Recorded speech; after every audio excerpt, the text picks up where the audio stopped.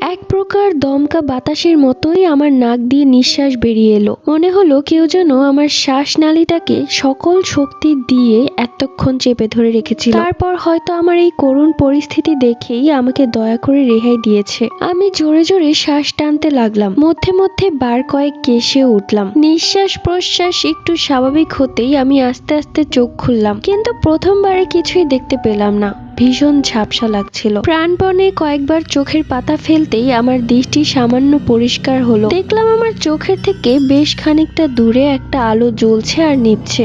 এরপর সেই আলোটা মিলিয়ে গেল বাতাসে। এইটা প্রথমবার না, অনেকবার হয়েছে আমার সাথে এরকম। শুরুটা হয়েছিল আমার খামখেয়ালির কারণেই। ভর দুপুর বেলা মা আমাকে বলল ছাদ থেকে কাপড়গুলো নিয়ে আসতে, কেননা আকাশে মেঘ জমে গিয়েছে, যে কোনো সময় বৃষ্টি নামবে। আমি কাপড় আনতে গিয়েই তার নজরে পড়লাম। এরপর থেকে সে আমার পেছনেই লেগে আছে, যেন আমাকে না মারা পর্যন্ত তার ক্ষান্ত নেই। কিন্তু প্রত্যেকবারই যখনই আমি মৃত্যুর পথে, তখনই তিনি আমাকে রেহাই দেন। আজ বাড়িতে আমি একা।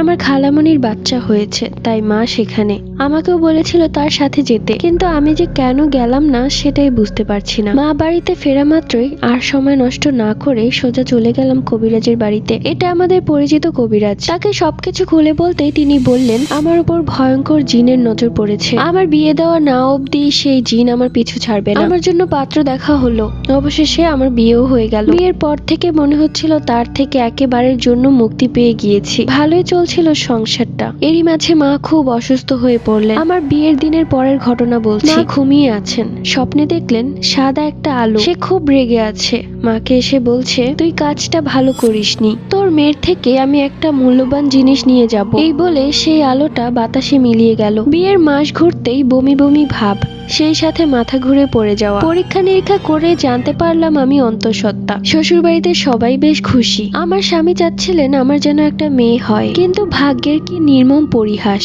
আমার বাচ্চাটা পৃথিবীতে আসার আগেই মারা গেল। কোনো কারণ ছাড়াই আমার মিসক্যারেজ হয়। আমি অনেক বেশি ভেঙে পড়েছিলাম। কি করব কিছুই বুঝতে পারছিলাম না। সন্তানের শোকে সারা দিন কাঁদতাম। কিছুদিন পর আমি স্বপ্নে দেখলাম সেই সাদা আলোটা, তার পাশে একটি ছোট্ট বাচ্চা। সেই আলোটা আমার কাছে এসে বলছে আমাকে ধোকা দিয়েছিলি না, তোর মূল্যবান জিনিস নিয়ে গেলাম। এরপর থেকে আর কোনো স্বপ্ন দেখিনি। কয়েক মাস পর আমি আবারও জানতে পারি আমি অন্তঃসত্ত্বা। এরপর মাশাআল্লাহ আমার যমজ বাচ্চা হয়, একটা ছেলে আর একটা মেয়ে। আলহামদুলিল্লাহ তাদেরকে নিয়ে আমি খুব সুখে শান্তিতে আছি। সবাই আমার জন্য দোয়া করবেন।